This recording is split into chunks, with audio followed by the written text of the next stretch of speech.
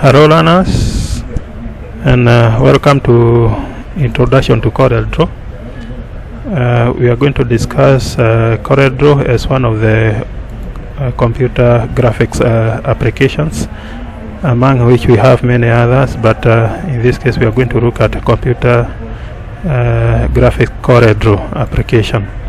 It was developed by CorelDraw Corporation, and it is an application that works with bitmap image editing.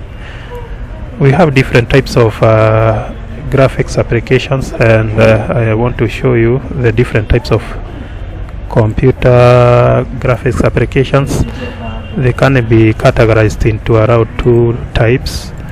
There are those that are layout based applications. If you can look here, the layout based applications are best works with text and simple images or simple graphics.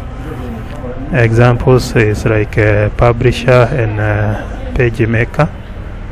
We have print and draw softwares. This is the second type of graphics application, and also this can group into two: vector graphics and bitmap graphics.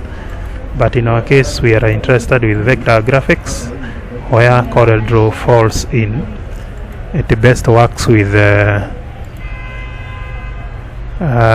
images, or it best work with objects defined as mathematical equations, or in simple Riemann language, it works with content in form of lines, curves and shapes, or it works with content that define in terms of lines, curves and shapes.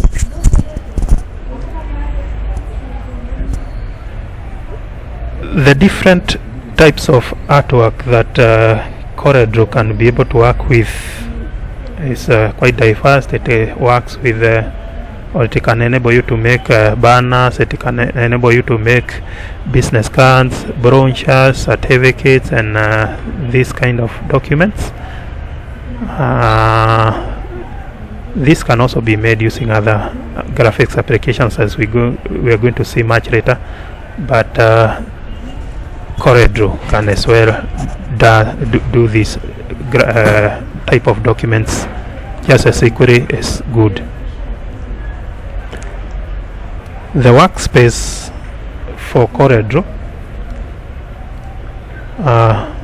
we are going to look at it. We have the menu bar at the very top of the window of CorelDraw. We have the property bar. We have the status bar at the very bottom of the window. We have dockers and we have toolbox. If you look at the image that follows there, you can see how the windows for CorelDraw looks like. At the very top, that is where the menu bar is. At the center of the window, we have the rectangular bordered area. That is our work area. And on the side, if you look here, that is where we have the toolbox, all the tools that we are going to use to draw. And beside the toolbox, we have the ruler, we have the vertical and the horizontal ruler. Beside here, that is where we have the color palettes. We are going to apply colors from this area. Beside that, we have the dockers, and we are going to see how we use each one of these. So the dockers are groups of tools that are related, and they are put together as a group. We have several dockers. Let me introduce you also to the program. When you open CorelDraw, it opens this way, and then you need to go to new, and from there you can set your work area. You can set your work area by defining what type of paper you are going to work with among the different options that are there. Do you want to work with your document as portrait or landscape? You also decide there. the type of units that you are going to use, and when after you are done with that, you are ready to go. So you are being shown from our notes. This is where you have the tools at the tools box, the color palette at this very end, this area here. This is the property bar. The standard toolbar is here, the menu bar is there. The dockers, if you don't see them there, you can activate them from here. We have different types of dockers, or we have different examples of dockers that we can be able to activate. So many of them. Each time you open a docker, it aligns here. They can line as many as you need to have them. You can see we have so many dockers in our list. If there are 20, 30, you can line them here, all of them. So there's not much difference between the tools in the tools group and the dockers. All of these groups, tools that are related together as a group, like you can see in the shaping docker, you can have quite a number of tools that are there. Can you see welding, trimming, and so many of these others? In the toolbox, each area where we have a pointer, if you click the pointer, more tools will be, you will be able to see more tools attached there. So the area where the tools are appearing, we call this we call that the fry out menu. So we have so many tools attached to areas that are specific, tools that are related. They are put together as a group, and you can be able to access them from there. You can see more tools appearing at the fry out.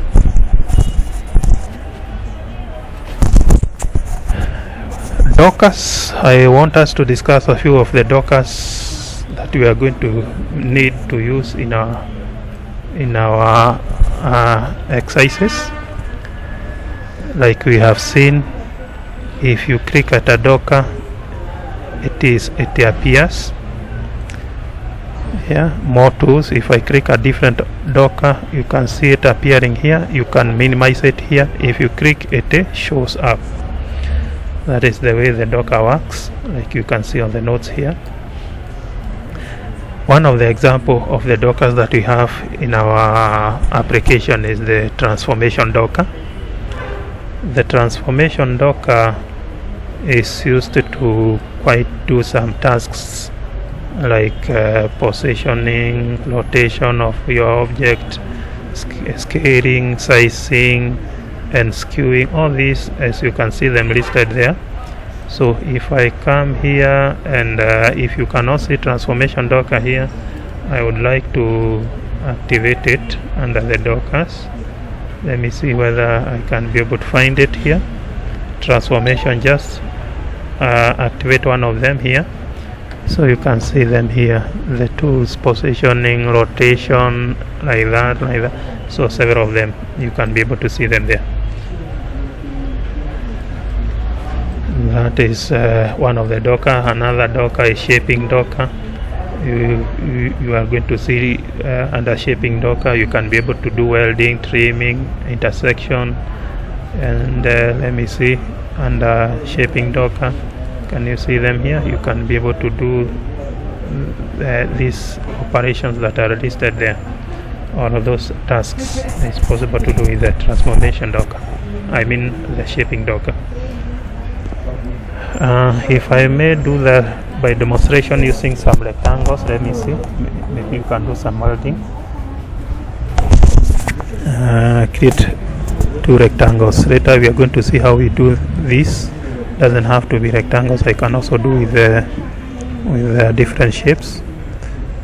Let me have these two, and I want to trim, or may I say, let me start with welding, and make sure you activate this so that you can you can weld two duplicates, retain the source the way it was. So weld to select the second one. Can you see now? the original are the same. Now this is the result of welding. So this is example of welding. This is the same example now using the opposite. If I was to select this tool and weld it to the other one, you can see the opposite is what you are going to get, and that was welding. Now let's see how an example of trimming can go. Select that, and then I want now to trim. Make sure the target still remains, the source remains, and the target is made. And then click trim with this. Can you see now? Let's see what has happened. Can you see the result of the trimming? If I was to do the opposite, let's see what has happened. Can you see? That is the result of trimming. After trimming, we can do that's like intersections, and you are going to do that on at your own time. So this is the result of welding. All these are examples of welding. You can weld two circles. You can weld unlike shapes also. Trimming, we have seen examples of trimming. So this was examples of trimmings. These are examples of trimmings. You can try them, see whether you are going to get using two rectangles, see whether you're going to get some result like this one. Use two circle and a rectangle, see whether you're going to get something like this, and these other two also, see whether you're going to get that intersection. I'm not going to do intersection with you, but if you do that, if you intersect two, there is sort of the overlap. That is where the overlap area, that is the intersection area. That is what you are going to get. The same here, these are intersections. All these are intersections. And then the object manager. The object manager, Docker, it allows you to work with layers and the layer and the master page. Let's see how that works. Let me remove this first. Let's be left with only these two shapes. Let me also make another shape, maybe a different one. I want to make a star and a polygon. Let me make a polygon. Give it some color like this. You can also make another item like a star. Let's see how it goes. Can give it another color like this. Now let me activate the object manager Docker. Can you see my objects?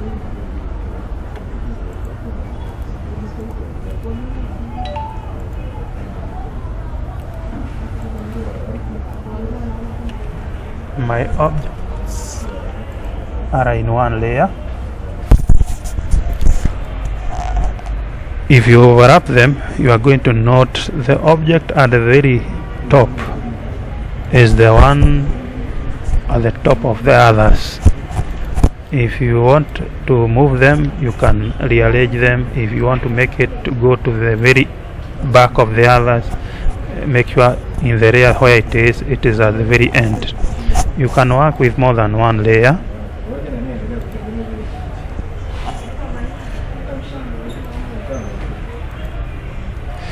So you can create another layer, and you can take your object in that layer. You just drag and drop it in that layer. So you can see the layer that is at the very top. The objects in that layer also are at the top of the others. Now the other thing is about the master pages. The master pages control objects that are at the desktop, as well as the grids and the guides. So if I go to page 2, you should be able to see that if I go back to page 1, the desktop is the one that controls the items that are there outside the work area. Any object that is not within the work area is said to be at the desktop. So you can be able to see that if I was to bring it back, this object, if I was to bring it back to the work area, you should see it is removed from the desktop and taken to the area where it was earlier. Now if I go to view, you can activate the guides, you can activate the grids.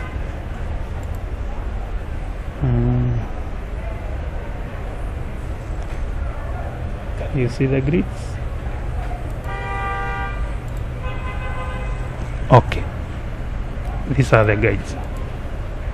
You pull them from the rulers, so the horizontal and the vertical,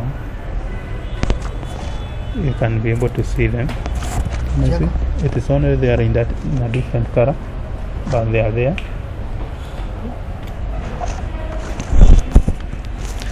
If I were to deactivate, if I was to deactivate the grids, you should be able to see the guides are there. Can you see them? Yeah, only they are in a different color.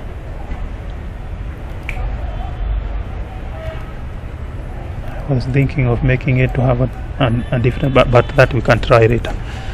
So you can be able to activate and deactivate the grids and the guides. If you want to bring them back, you can activate them again. So the grids are used to guide you, and the guides they are actually used to guide your work, so that you can place within a given grid line or within a given guide line. That is by use of snapping. You can snap to guides and you can snap to grids.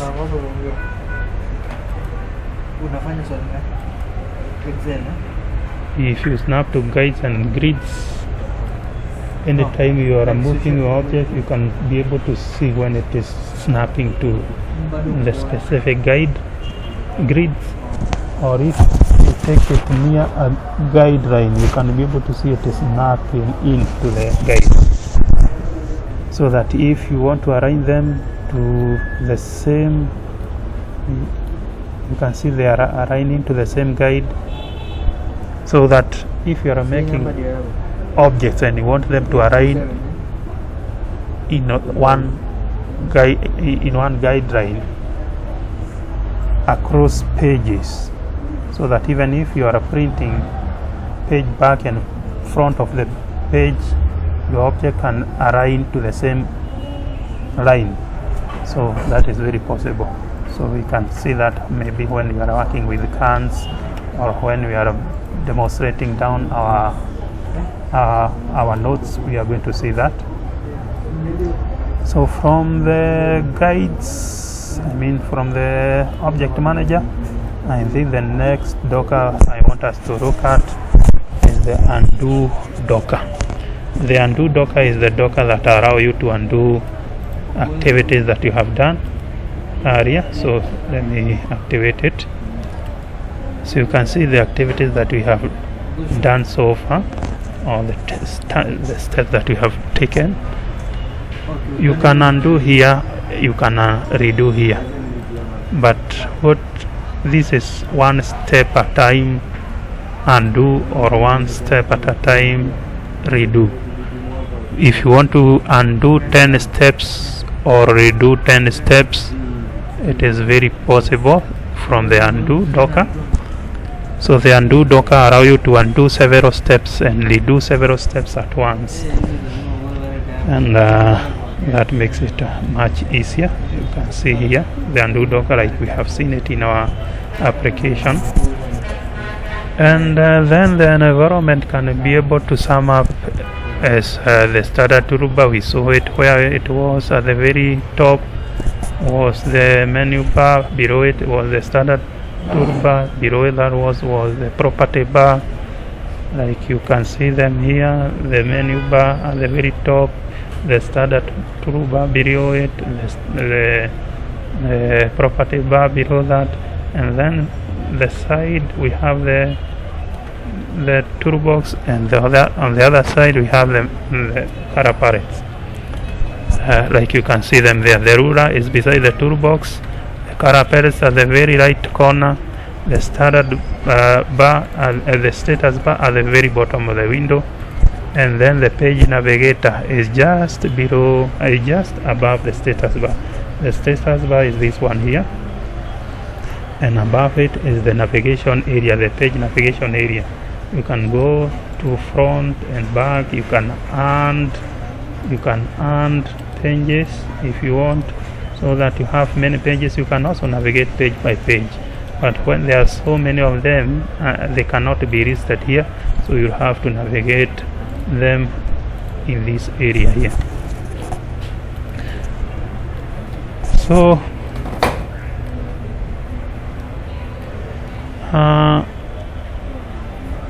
that was about the CorelDraw work environment. I would like us to discuss the tools now. We are going to discuss one tool at a time. We see how we are going to see to use some of these tools one by one. And the first tool I want us to see is the rectangle. We can be able to draw the rectangle. So I'm going to clear everything from the work area.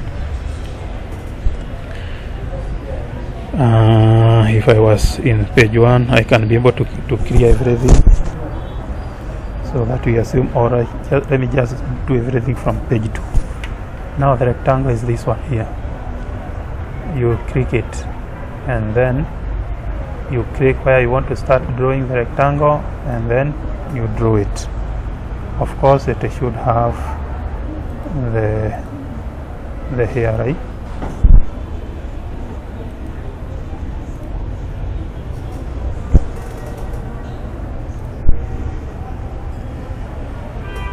Let's say the hairline is black. Why is it not showing in?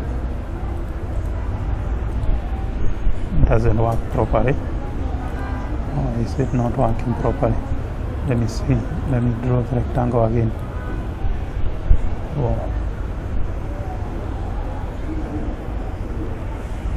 From the object manager, let me deactivate these guides. I don't know whether there is a problem with that. Or I can close the program and reopen it again, see whether it is going to respond properly. So if you didn't know how to open the program, you should be able to come and find it from the menu, open your program from there. When the program is open, open new, and make sure also you set your page, the size of the page that you want to work with, and whether it is going to be imported. Now if I was now to start where I stopped, a rectangle, you pick the rectangle from here and you come and draw it here like that. So if your rectangle is not to the size that you want it to be, you can be able to resize it here in terms of millimeters now, hoping that is the units that you wanted to work with. If you wanted the rectangle to be 100 by 50, it is going to be like that. But if you want it to be a square of 100 by 100, then that is the way you can draw a square from a rectangle.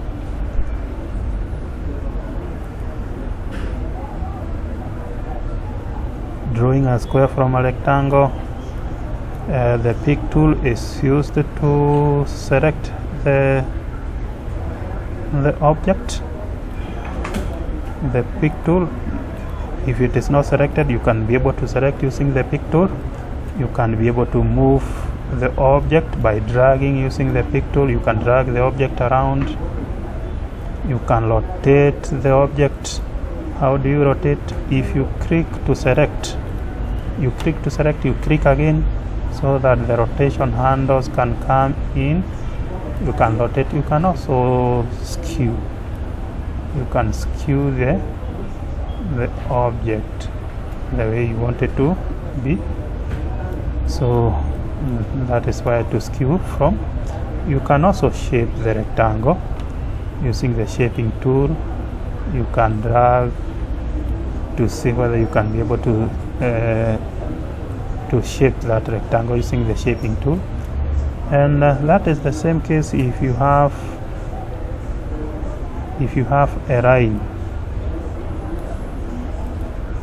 If you have a line and using the shaping tool, you can be able to right click and shape it.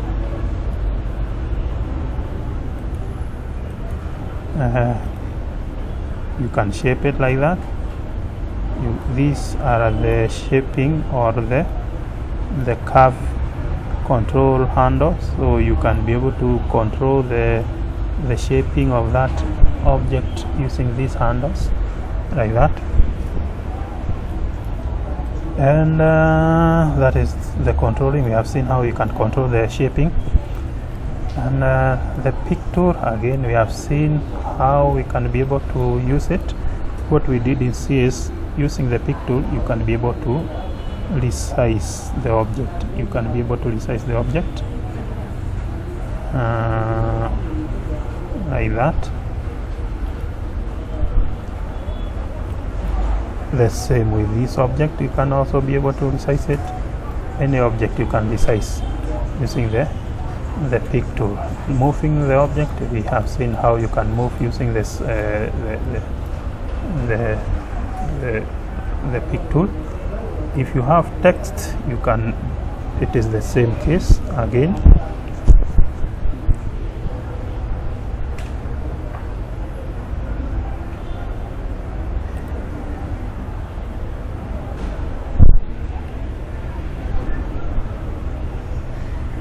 That text, if you need to resize it, you can resize it. If you want to shape it, you can shape it. We are going to see how you can shape the text. It looks like it didn't come out. Let me write again.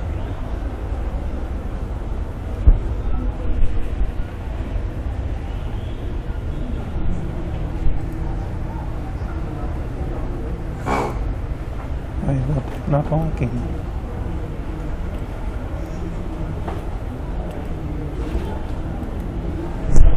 Well, looks like my software has some issue a little bit. Let me reopen it again. Looks like it is not working as expected. So another way to open CorelDraw is by typing there, and then you come there and you open it from there. You don't have to look for the folder, installation folder.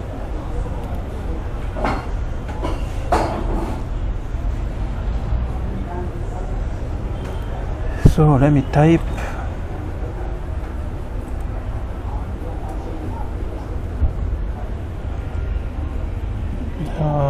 Yes, voice. Looks like it is not working. The typing tool is not working. But anyway, if you type some text like this one, and using the pick tool, you can be able to drag it just like a rectangle. The way you were dragging using the rectangle, you can just drag the text from one location to another, and using the shaping tool, if you click to select that text, it should come with these selection markers. If using the shaping tool you drag one of the shaping marker, it is going to drag that text from the original area to some other place. So you can be able to rearrange your text letters by dragging one letter at a time to rearrange them whatever way that you want them to rearrange. Zooming also is another thing that we can work with. Zooming is magnifying the work area so that you can be able to see your work area in more magnified or less magnified size. And we have different types of zooms that we can have. We can zoom in, zoom out. Zoom out is moving out of magnification to get more, less. Zoom in is magnifying to match little details. And you have macro zoom, whereby you make selection to zoom to the area of selection. All of them are there. You can go and try them. There is, if you click zoom at the property bar, you are going to see the zoom toolbar. You can select the different types of zoom that you want to work with. You can zoom to a given percentage. At the toolbar, you're going to see that also there. And this little hand, we call it the pan tool. You can be able to drag your work area, just like I am dragging the work area using it. The pan tool, you can be able to use it to drag your work area. There is a tool that we call the freehand tool. It is used to draw lines that are not straight. Let me see whether you can find it here. This here, the freehand tool, you can be able to use it to draw lines that are not straight. The other tool that we are going to use is bracer tool. It draws lines that are straight, and it keeps drawing until when you enter on the keyboard, that is when it stops. And if you want to continue again, you click to start and you continue up to when you are going to stop. The same case with pen is here. It also draws straight lines, just like the bracer tool, until when you enter to stop. And there is also another tool that we call the polyline. Polyline also works just like the previous two, the pen, the bracer, until when you stop. That is when it stops drawing straight lines for you. The freehand tool can also draw a straight line based on how you are going to use it. So you can use the control tool to dictate it to draw a straight line. If you draw a circular kind of object using the freehand tool, and it happens it is not cross, it will not accept to color unless you cross it here. If you look at the if I need let me try that. If you needed to color that, it cannot color until you cross it here. If you come here, can you see the auto cross? It can't be able to auto cross, and you see that. The outline, you can be able to see the outline here. You can change the size of the outline to as big as size that you want to. And that area, that is size 4. If you need a size 8, you can make it size 8. You can also find the same as the outline group. So you can change the size of the outline, you can change the color of the outline. The sizes are also different there, so you can be able to see it from there. The rectangle tool, we started by drawing it. I showed you how you can resize it automatically by using the pick tool. You drag to resize it. If you shift and control, you can control how the resizing is happening so that it is uniform. If you want to resize uniformly the height and the width, you can constrain that using the control and shift. Rounding a rectangle. If I have a rectangle and I wanted to round it, can you see the area here? If I round one here, you can see it is rounding only one. No, it is rounding all of them. But if I wanted to round only one, you have to make sure the corners are not locked, so that if you unlock, if you are to change now, it is only one corner that is going to round. not the others. So that is rounding. In this case they are rounding using the shaping tool. Drag the corner, it is going to round. But to be more specific in size, you can round where I was showing you at the property bar. Ellipse, we have seen how you can draw an ellipse. This is the tool to use to draw an ellipse. If you was to draw an ellipse like that, if you wanted it to be a circle, you should be able to say maybe it is a 4x4 circle. But if you want to draw a circle initially using the ellipse tool, you can use the shift tool. Is it the shift tool? No, the control tool. The control tool is going to force or constrain the ellipse tool to draw a circle, like you can see here using the control tool. So your circle can be made to look like a pie. Let's see. So this circle here, if I was to put color in it, so that if I need to make a pie of it,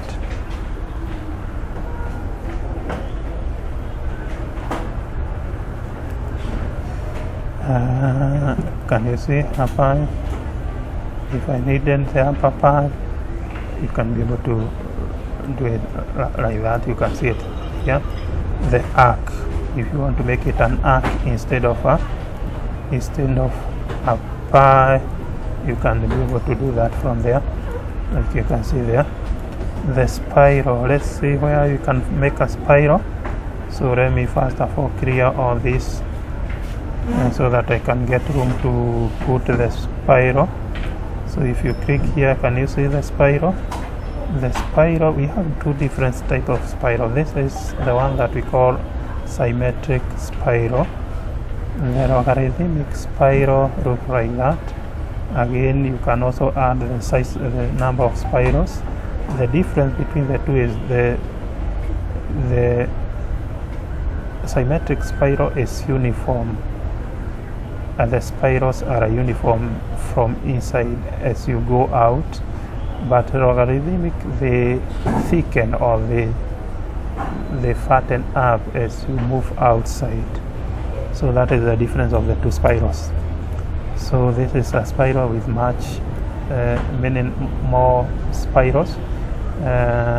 You can make 6, you can make 10, as many as you want them to be. That was about the spiral. The polygon, you can also create a polygon. Let's see how a polygon looks like. So the polygon is this one here. You can be able to make a polygon of 5 sides.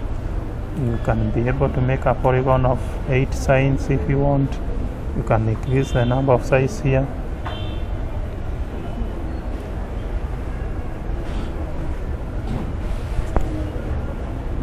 So that if I now draw, what I'm going to draw is an 8-side polygon, 8-side polygon. So you can increase the number of sides of the polygon. The star, let's see, you can have a star from where? Here. You click the star there. The star here, you have different types of star. A 4-side star, a 5, 6, 8, 16, 24. If you want to draw a 24-sided star, you can be able to draw it from there. And the map or the graph, let's see, if you are here, you can be able to get the map from there. No, I mean the graph.